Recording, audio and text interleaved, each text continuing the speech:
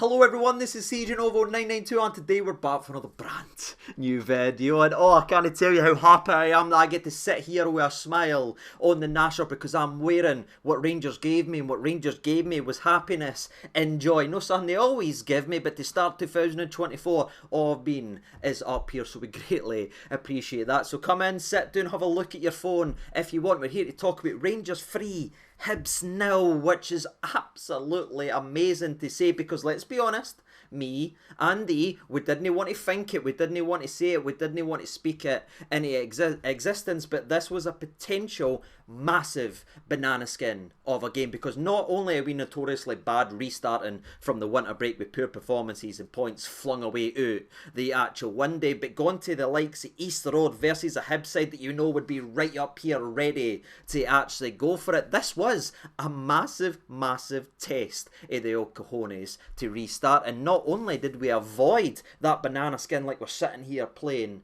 Mario Kart, but we absolutely stomped them with some great individual performances. I mean, we had everybody turning up the night, you know what I mean? We had Europa League Lunny absolutely running the show with an incredible man of the match performance, striking it right for the middle of the park, being the engine to drive the Rangers car. You then had TikTok Todd answering some of his critics. Again, it wasn't necessarily the best performance for the young laddie, but he stood up there and scored an absolute screamer, showing what he's actually capable of if we can just unlock what he truly has in his locker. And you had other guys like Danny Loan Me Out, Ridvan and Real Betis Dessers stepping up to the plate when we needed them to take a difficult away day and turning it into, dare I say, an enjoyable performance. And what's funny about all of this, troops, is we could not have started this game any worse. Remember when Todd Cantwell kicked them all out for kick-off? We had a 0% pass accuracy in a moment of time in this game of football, but we battled through a really poor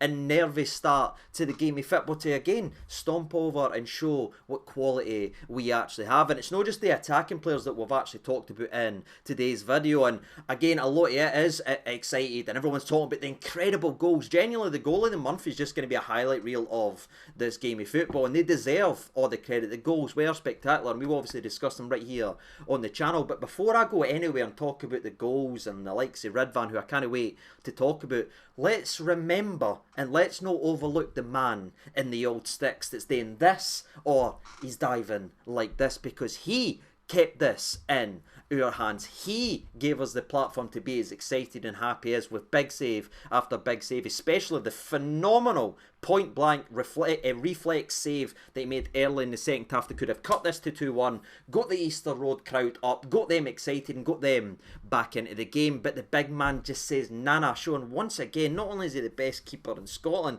you'd be really hard to find a better keeper in form in world football. I'm being that serious right now. Where Jack Butland is as a goalkeeper, you look at some of the down south. I mean, Man United bought somebody for £65 million, ironically, to replace the likes of Jack Butland, not give Butland a chance. The boy's getting dropped in the African Cup of Nations. He's a backup goalkeeper now, so I didn't think that's been crazy or anything to say that. Jack Butland is playing at such a ridiculous level for our football club, but he just gives everybody, not only on the park, but in the stands, and everybody in the house, the pubs, your pals, your friends, your whatever you're doing, confidence in the back line, a back line that very rarely actually gives us so much confidence. So before I go anywhere, I need to shout out Jack Butland because you'll probably get lost in the shuffle, but for me, absolutely outstanding and phenomenal keeper. And we're actually going to stick with the back line for a second. We're just going to move a little bit forward and a wee bit to the left, and I'm not saying wee bit to talk about the man's height. Stop that, everybody, for saying that. But I want to talk about Ridvan Yilmaz, a guy that you can't go on Twitter without seeing somebody linking him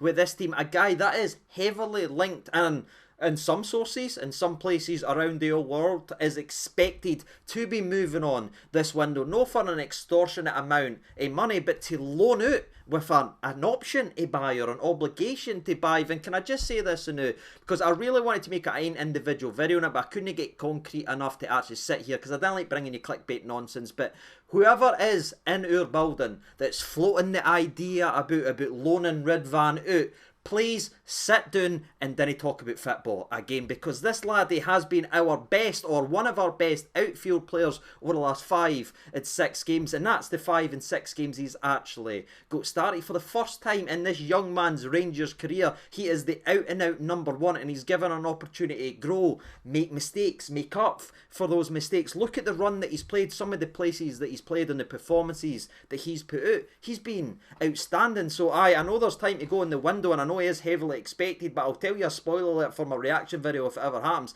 I will be disgusted if we loan this laddie out, because he is by far best performing defender, and I mean that. Tavernier's been great with some of his goals and assists, but you talk about that way and you talk about that way. Ridvan has been impressing me every single minute he's pulled on a Rangers shirt, whether he's playing for a move or no. I couldn't care less. Keep on playing. We've got tough places to go in tough games. Let's get a tough little defender that throws himself about, especially if he's going to come and score an arsewinder like that one. Chippies, Filoni and the touch and volley. Oh my God, it's Ridvan, and I'm here for it, and don't you dare loan this guy out. Gonna be really awkward in about 3 days when we end up loaning him out, eh? It's gonna look like an idiot, but I usually do, so it's alright. But before we get into the game recap and speak about some of the great moments and great periods of play, I want to just mention Desser's very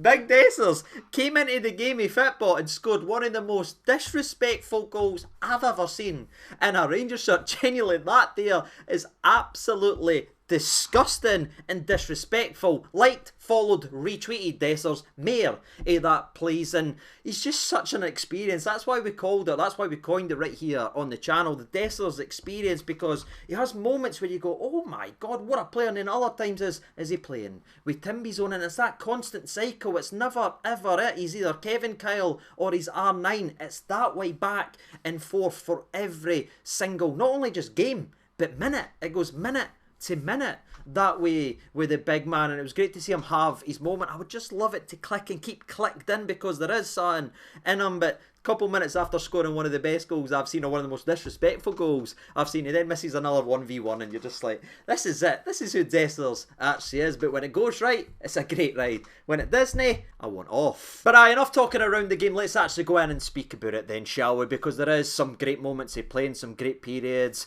and that's despite an opening 15 minutes of the game that was rough to watch. Rangers looked rough and nervous, and Hibs just looked about as rough and nervous as well. There was long balls punting near the stadium. It wasn't exactly the greatest game to actually watch. It was almost like everybody knew it wasn't on the telly, so the quality just went a little bit down. But after getting through about a rough 15 minutes post a winter break period, where we usually perform like that, we started to heat up. And again, games are really changed by goals, and I know it's a very old cliche saying that goals change games, but that's what that was, because it was ugly, it was nippy, but when you have moments of quality and you have people capable of them, it unlocks the door and it changes the game drastically. And that's what we saw from the first goal of this game. John Lundstrom, who Clement's already came out and said he wants him to be a part of this Rangers team. We spoke about it, I should say, for months now. He's clearly a Clement guy. He's clearly been given the keys to drive this Rangers team. Some didn't like him, some really like him, some are a bit indifferent, but clearly the guy in charge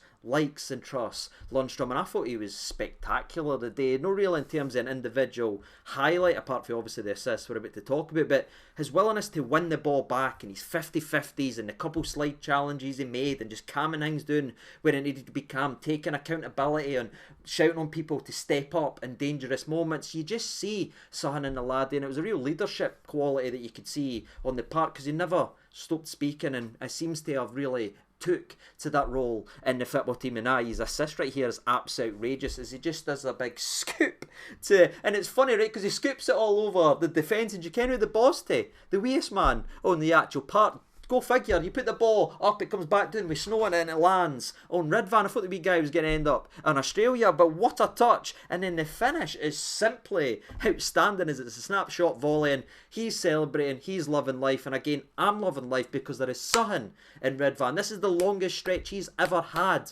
in a Rangers shirt. Let's not do the Rangers thing, where we give up too early on a player because there's sudden interest. You know why there's interest in him? Because he's a good player and there's an asset there. Let's not don't just take the first nibble or the first look in a player direction. Let's get better with that. He's a young international. Let's play him for 6 months. Nobody can tell me a 6 months loan at the end, whatever the obligation to buy is going to be hurt if he stays here for another 6 months. That offer will still be there. If so, in our team, if he keeps getting better and keeps playing like this, his price will go up. So I'm disgusted at the potential links. Ridvan, as I've already made it clear, but he's just getting better and better, and it's a joy watching him at that left back spot, because as many good moments as he has going forward, hitting in swingers as well. By the way, greatly appreciate that. He has other moments where again he's defending and he's winning balls. He's up against Johan, a very talented player for Hibs, and I thought he marshalled him pretty well all damn day. The only slight moment of concern was his his first in swinger where it nearly countered to a goal, but that's not his fault. That's Tavernier not taking a yellow card in the middle of the park. It's no Ridvan. Thought he whipped the balls in. I thought he looked dangerous. So Ridvan for me, massive thumbs up. Now, I know what everyone's thinking. CJ just talk about the next goal, didn't talk about the penalty incident, but nah, we talk about it all. The good, the bad, and the ugly. And for me, the referee in Navarre has filled the absolute nappies, as I believe we were robbed of a penalty kick. Yes, we won 3-0, and there's great goals, but why should I only speak about it when it goes wrong? Should I not speak about it when we have a great game? We talk about the football right here, and Silva is quite clearly wiped out from behind, but somehow the referee gives it as a foul the other way for the Hibs defender falling, stumbling over his own feet, then tripping up Silva from behind. But I didn't go too much against the referee there, because I thought it's maybe looked like he's banged him or something like that. I'll show you in the highlights. Then we saw the highlights. The guys, Silva's no touched the Hibs player at all. He's fell over and then hanging. So I went, VAR's going to fix it. VAR's going to fix it. VAR's no looking at it. VAR's no gave it. What's the point? VAR. But moving on from the referee discussion, it's got to be said, Hibs wanted just there to take the numbers, especially in the first half, as they created some opportunities. Again, Johan, their clear standout of a player. We kind of showed him in yesterday's preview video. He's the best player for me they've got in terms of performance-wise, and he was a whisker away from making it 1-1, as somehow our set-piece decision was to put Ridvan attacking the front post. Remember the goal we conceded versus Dumbarton? It's the exact same way defended. We put Raskin this time to go ahead and attack the front post. It's really, really poor. Johan gets his header to it. Obviously, he is. Just look at the height difference and ability in the air, but thankfully it goes just wide. So that was a massive sigh of relief. Johan then has a couple shots that was well saved by Jack Butland. But then just when the first half was ending, just when it looked like it was going to be a nervy end to the first half, Todd Cantwell, pissed off and angry about another poor challenge in the back of him from the sidelines, just takes a touch and says, you know what, I'm Todd Cantwell, I was a fax machine away from joining Liverpool a few years ago, and just releases one and buries it, and it's in the back of net before Marshall's arse even touches the ground. It's a sensational strike, and clearly was hurt as he was brought off at half time, which now means, if you're paying attention, that's 2 games in 2024. 4 injuries, but I'll move on for that. But it's a great finish by Todd Cantwell, answering some of his critics. Again, there was a lot of people attacking him in the first half, and I understand why. He's not involved in absolute everything, and he's no busting his pan to do this and he's this, because he's actually asked to stay more as a 10 now. Remember when he was out right wing, he was running about daft and running about challenging this. People are saying, stop doing that, stay in your position and be a 10. Now he's staying in his position and he's being a 10, and we're annoyed at him for no running back and getting involved in that. The boy's head must be going absolutely early show. He's like, what do you actually want from me? And again, it's a great goal and a great moment, but obviously we subbed off at half time. I would love to see him get more consistent game time in that position and just show and maybe link up with the likes of Silva. They had a couple wee moments. Again, Silva getting his first start, it was going to be interesting to see how he linked up, but I thought they showed little glimpses, little headers, little cute passes. It's going to take a while to grow that relationship. By Todd Cantwell, spectacular goal. Maybe the frustration we've got as a fan base is we know Cantwell's capable of that. He should be doing more than that, and I agree with you, but now he's in the 10 position. Let's see if he can do it. And as the half-time whistle goes, it was interesting to watch Silva really arguing, question the referee and just ask the sheer inconsistencies. And that's a funny thing, because you've got a guy coming for the Premier League, he's played in Dutch football, he's played in Belgian football, he's seen some good football in his days, and he's just asking the referee, why is it when they pull me, it's not a foul, but when I pull them, it's always a foul? What about the consistency? Welcome to Scottish football, Fabio. The referees in this country will drive you mental. There's no consistency in them. The only thing they're consistent about is their inconsistent calls. But apart from David Marshall taking one in the dish, that was it for the first half. Second half starts, Sterling comes on, and obviously Tom Lawrence comes on for Cantwell and Raskin, who again are building their way up to fitness, especially Raskin. It was great to see Sterling, and there's just something so soothing. I don't know if you agree with me in the comment section, but see, when I seen him come on, I just thought, yeah, I'm confident. And it can, you know what I mean? Because 2-0 is always dangerous, and I know Butland had to make a big save, but you look at the challenges he made. Nobody got by on once, and the one time he did give the ball away, he ran back, put a beautiful slide challenge in, and won it. There's something so calming about him. Maybe the Butland effect. You can just spot quality, and you know quality when you see it. And the big man certainly has it, and he had his good moments in the second half as well. Rabbi Matondo, man.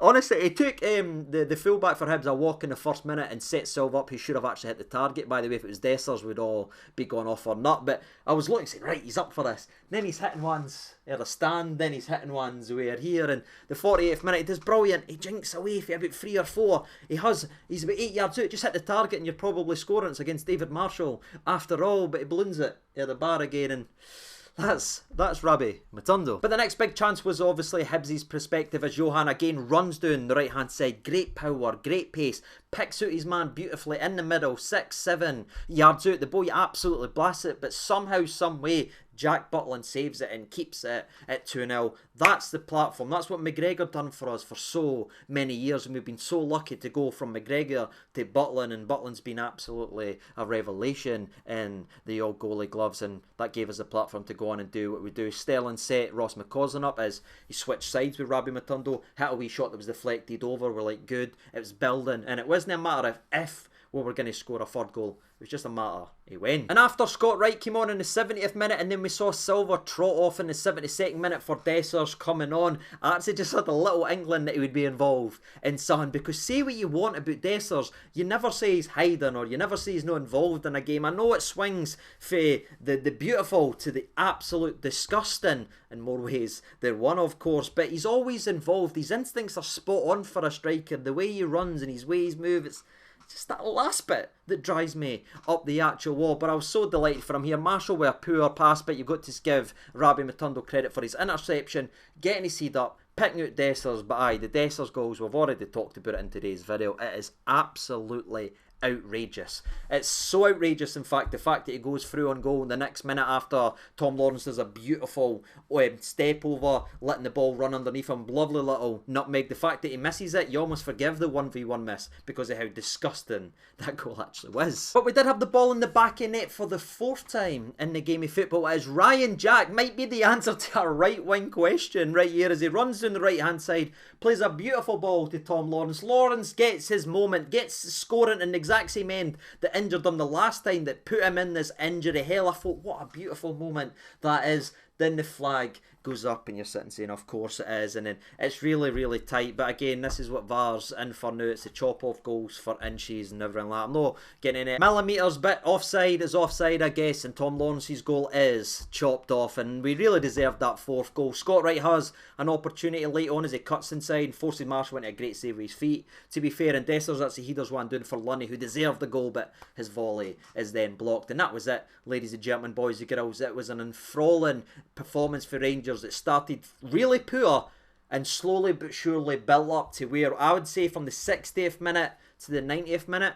that was about as a complete performance at Easter Road I've seen in many years, since Joe Aribo Mania, if you remember that game a couple years ago. Honestly, it took us a while to get there, but after we got there and we hit up, I thought we were absolutely fantastic. And again, a lot of that's driven by the midfield, by John Lundstrom, who I thought was absolutely spectacular. And aye, there's a real midfield question of who partners John Lundstrom. It's no if Lunny's in. Who partners Lundstrom? Is it Raskin? Is it Sterling? You've got real questions there, or is it going to be Demade? You'll see that very, very soon. But until then, ladies and gentlemen, I'd love to know your thoughts and opinions down there in the comment section below. Real standout. It's great to see Ross McCausland getting an assist, by the way, for the goal to end the first half. It was great to see Rabbi Matondo get an assist in the game, and then our attack force, Dessers, came on and scored the goal. So the attack answered the question. I thought Silva looked decent as well. Still a wee bit of time to go, you can obviously see that, but he's got pace, got a wee bit of sun. He might turn in to a player for us. But I'd love to know what your thoughts and opinions are after a potential tricky test at Easter Road is slapped down with a very impressive performance for Rangers. And until next time, which should be very, very soon, I've been CJ92. Thank you so much for watching. All the best, and bye-bye.